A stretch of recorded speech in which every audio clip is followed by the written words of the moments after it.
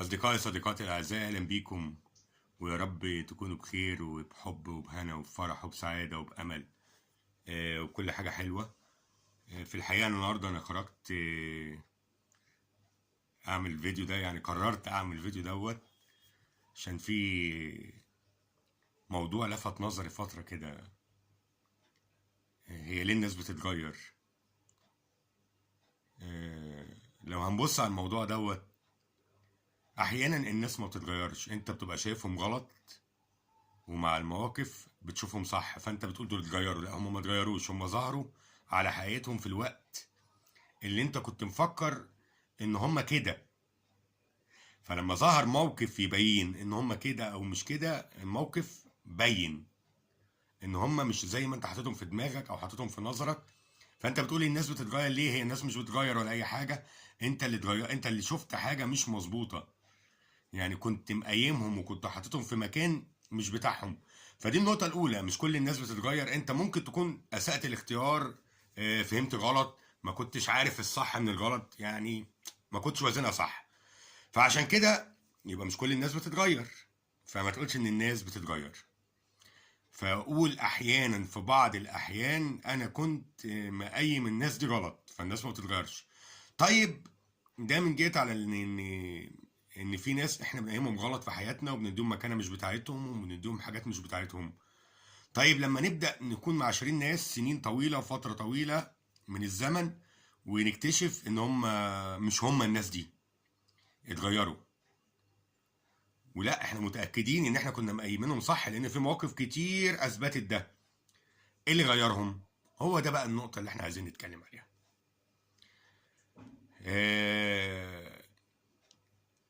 اولا، التغيير من الشيء الخير للشيء عدم الخير، او من الشيء الجميل للشيء الوحش، بناخد بالنا منه قوي.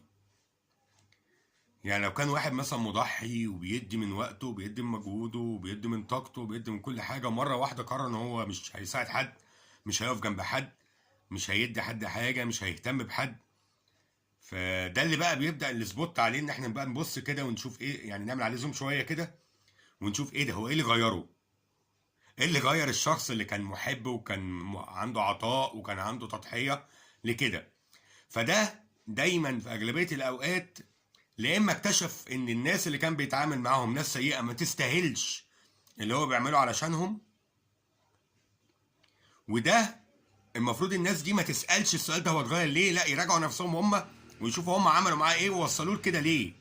فهم اللي وصلوه لكده، وهم اللي خلوه بقى كده، وهم اللي خلوه بعد جدعنته وبعد شهامته وبعد رجولته وبعد الاخلاص بتاعه وبعد التضحيه بتاعته، وصل ان هو بقى نافرهم، مش عايز يساعدهم، مش عايز يقف جنبهم، مش عايز يكون معاهم، مش عايز اي نوع من انواع الدعم ليهم. فلما يشوفهم اهلا وسهلا، ازيكم، سلام، حد يتصل بيه يقول له انا محتاج في حاجه، معلش صدقني انا مش فاضي، معلش، طب ربنا معاك، ويمكن ما يردش كمان عليه.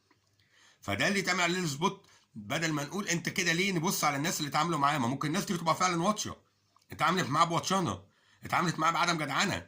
هو مش مطلوب منه يبقى عطاء عطاء عطاء عطاء عطاء.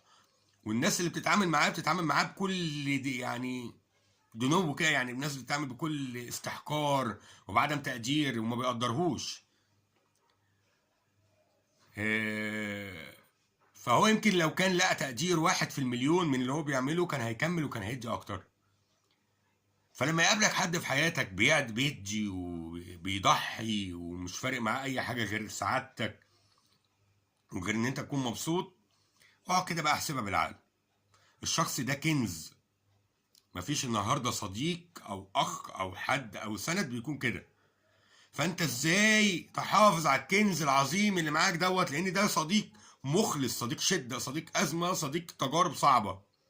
فده معاملتك معاه الكويسه، ان انت تبقى زي ما هو بيتعامل معاك بقدر الامكان. حاول انت برضو تحسسه ان هو مهم عندك، حاول تديله دعمه، حاول تديله حضنه، حاول تديله سنده ان انت تسنده. ويمكن يكون مش محتاجك، بس محتاج على الاقل يحس ان هو مش بيعمل المجهود ده كله والتضحيه دي كلها على الفاضي، مش بيعملها مع ناس ما تستاهلش.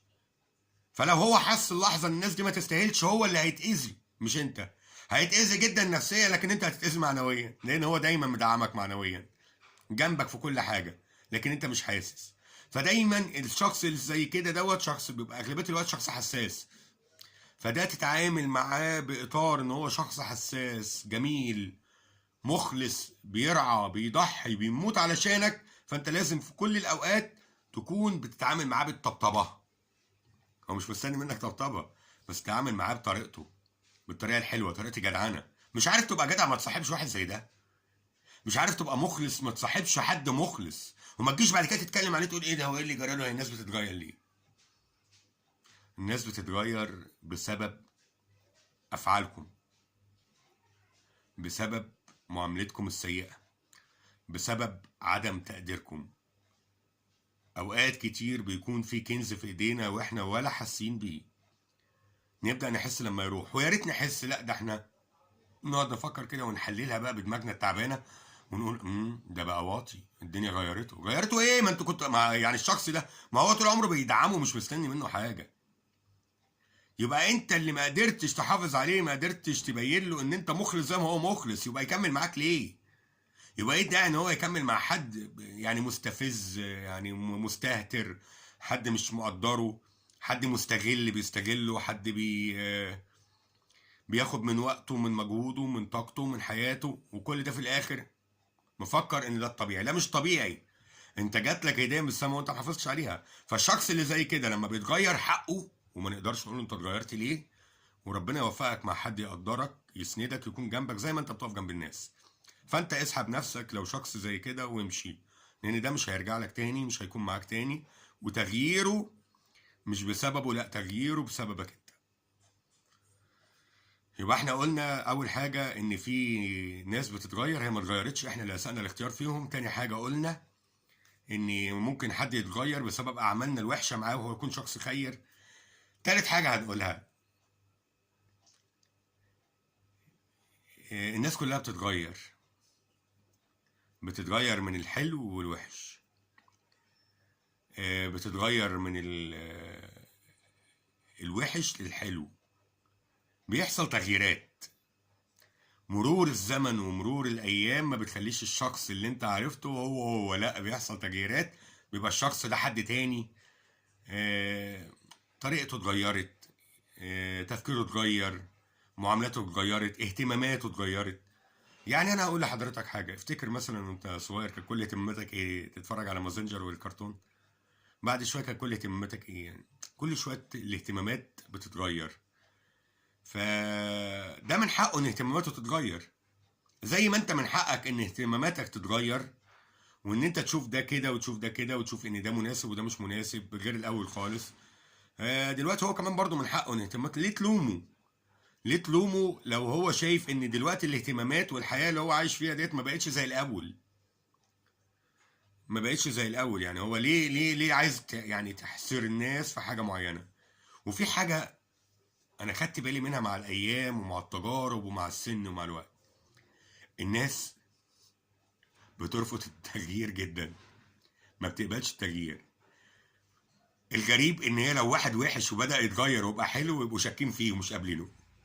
مع انه يا جماعه طب انا كنت في وقت من الاوقات وحش، يا جماعه انا اتغيرت، يا جماعه ربنا تاب عليا، يا جماعه انا هبدأ معاكم من جديد. ما يقبلوش.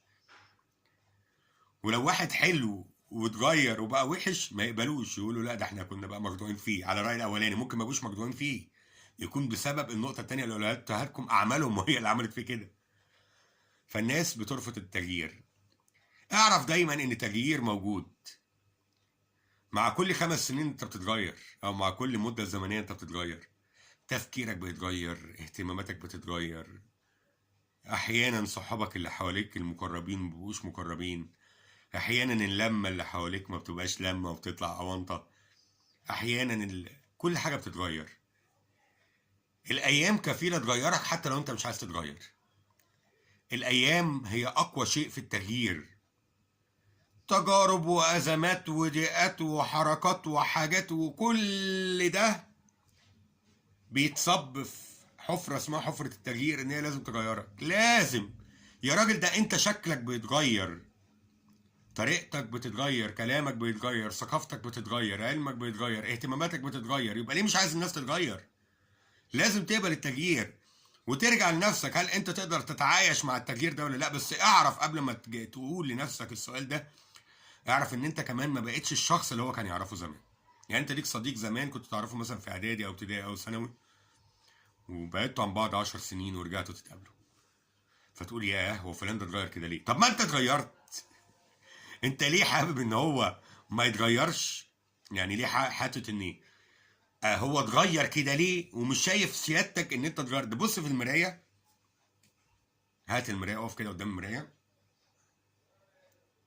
وبص، بلاش تبص قدام المرايه، هات صوره ليك من 10 سنين وحطها على الموبايل، وصور صوره دلوقتي، وجمع الصورتين ببعض واقعد اتفرج عليهم، شوف انت اتغيرت ولا لا. هتلاقي نفسك كبرت، في شعر ابيض، في قرعه ظهرت، ممكن في كرش ظهر، اتغيرت، في حاجه اتغيرت، ممكن تكون حلويت مش عارف. بس برضه اتغيرت للحلو واتغيرت للوحش. عوامل السن وعامل الوقت وعوامل البيئه وعوامل التجارب والمفرمه اللي احنا عايشين فيها، مع تجارب ومع ناس حلوه ومع ناس وحشه، ومع ازماته ومع صدماته ومع لطماته ومع انتصاراته ومع انكسارات، كل ده كفيل كل يعني كفيل كل حاجة ان هو يغير اي حد. طب انا هقول لك على حاجة، لو مريت بتجربة صعبة وما كانش عندك الفكرة او الخبرة ان التجربة دي هتعمل فيك كده، ما كنتش عارف، ففي خلال التجربة انت عرفت ان التجربة دي عملت فيك كده وكده وكده، فبعد فترة من الزمن بعد ما بتخرج من التجربة دي بتمر بنفس تجربة شبيهة للتجربة اللي انت مريت بيها، فتلاقي نفسك على طول العداد اللي في دماغك الفيلم رجع كده للخلف، دور فلاش باك، واستحضرت المشهد واستحضرت المشكلة، وقعدت تبص وقلت ده في الوقت ده انا عملت كذا كذا كذا، المفروض كنت اعمل كذا كذا. فتلاقي نفسك عندك خبرة التغيير، خبرة ان انت تخرج خبرة الحياة هي خبرات انت بتاخدها، تجارب انت بتاخدها. ده حتى يعني في امثالنا الشعبيه يقول لك تعرف فلان، يقول لك اعرفه، تقول له عشرته ما عشرتوش يبقى ما تعرفوش.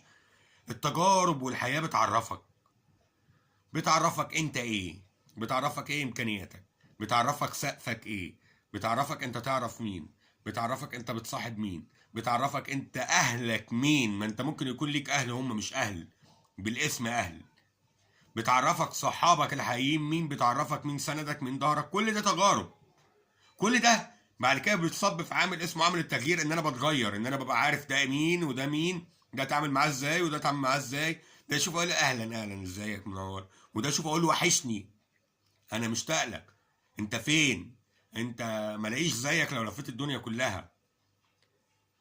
انت سبب التغيير، والتغيير هيحصل معاك وهيحصل مع غيرك، فانت تتقبل التغيير. اعرف الناس صح، ولو لقيت حد خير، حد صالح، حد حلو، حد نضيف، حد طاهر، حد نقي، اوعى تتغير انت من حواليه وتعمل دقات نقص عشان خاطر هو ياخد بعضه ويمشي، وبعد كده هنقعد نندم. اكيد انت شخص كويس ومر عليك الناس تجارب، ان لقيت انت عمال تدعم ناس وتقف مع ناس وتسند ناس وما تسيبش ناس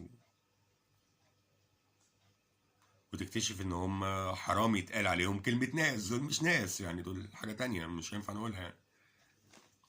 فدول مش ناس، فانت لازم تتغير.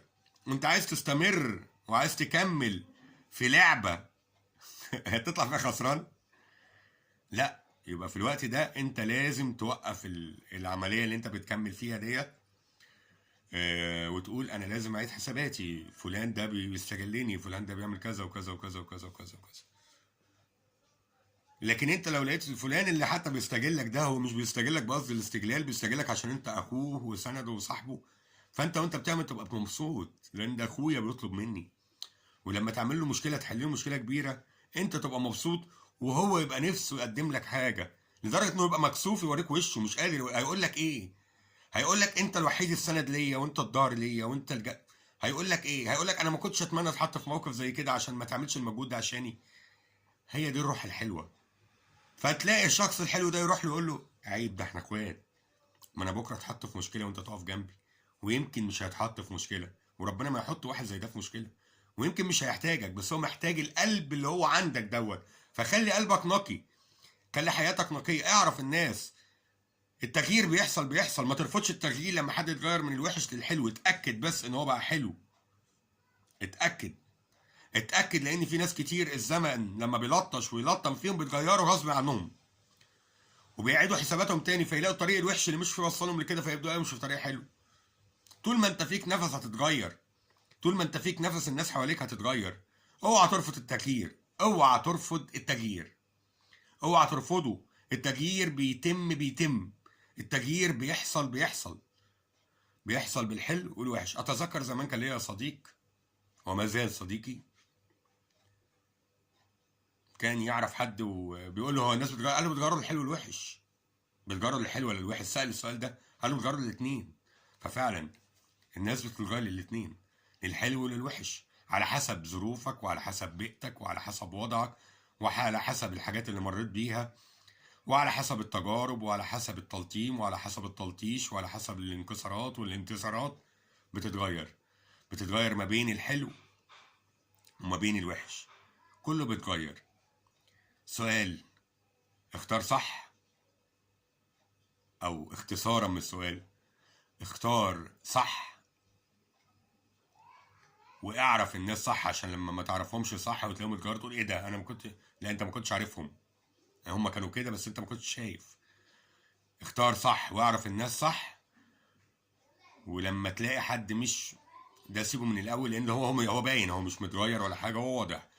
ولما تلاقي حد كويس معاك وبيضحي بدون مقابل، وبيديك كل حاجه بدون مقابل، وبيضحي بكل شيء بدون مقابل، وبيعمل اي حاجه بدون مقابل، فشخص زي كده ده انت كمان جدعنتك ان انت تضحي معاه بدون مقابل، جدعنتك ان انت تبقى مخلص معاه بدون مقابل، جدعنتك انك تبقى سند وظهر وحماية وحب وامان واخلاص ورعاية وتضحية بدون مقابل. جدعنتك، جدعنتك انك ما تسيبوش، جدعنتك انك تدعمه، لان ده لو مشي هتزعل. واعرف ان الناس كلها بتتغير للحلو وبتتغير للوحش، بتتغير للصالح والطالح. في ناس بتتغير للبنيان، وفي ناس بتتغير للهدم. وعلى رأي عمنا الشاعر الكبير صلاح جاهين، قال لك لا تجبر الإنسان ولا تخيره، لا تجبر الإنسان ولا تخيره، يكفيه ما فيه من عقل بيحيره، اللي النهاردة يطلبه ويرضاه هو بكرة اللي يشتهي يغيره. وعجبي يعني، ولا تقول لحد اختار ولا تجبره، سيبه هو عقله محيره لوحده. الزمن كفيل ان هو اللي عايزه النهارده وبيشتهيه النهارده بكره يقول يا ريتني ما كنت خدته ويتمنى يغيره. اختار الناس الصح وخليك معاهم صح، خليك سند ظهر زي ما هم سند وظهر ليك. الناس كلها بتتغير وانت كمان بتتغير. اتمنى لك تتغير للصالح، للجميل، للحلو، لكل شيء جميل. اتغير لما يكون التغيير مطلوب، وحتى لو انت ما اتغيرتش او عايز تغير نفسك اطمن، الايام كفيلة ان هي تغيرك، الايام كفيلة. انا هختم كلامي ان التغيير مش شيء وحش، والتغيير مش شيء حلو. التغيير نتيجة العقل، العقل بيتغير كل فترة، عقل بيتغير، فجدد نفسك عشان تعرف وتستوعب التغيير.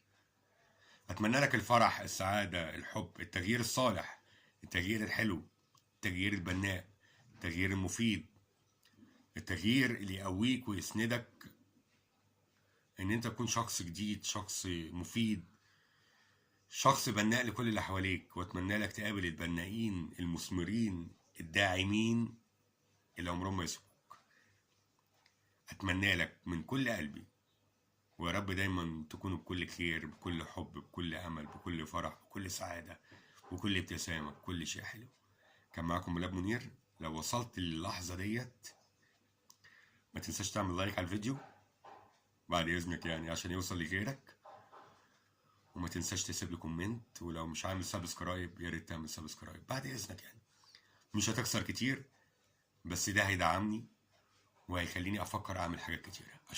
اشكركم، شكرا اصدقائي، حبايبي، اخواتي، والناس الحلوه اللي بحبها، ورب دايما تكونوا بكل خير. سلام.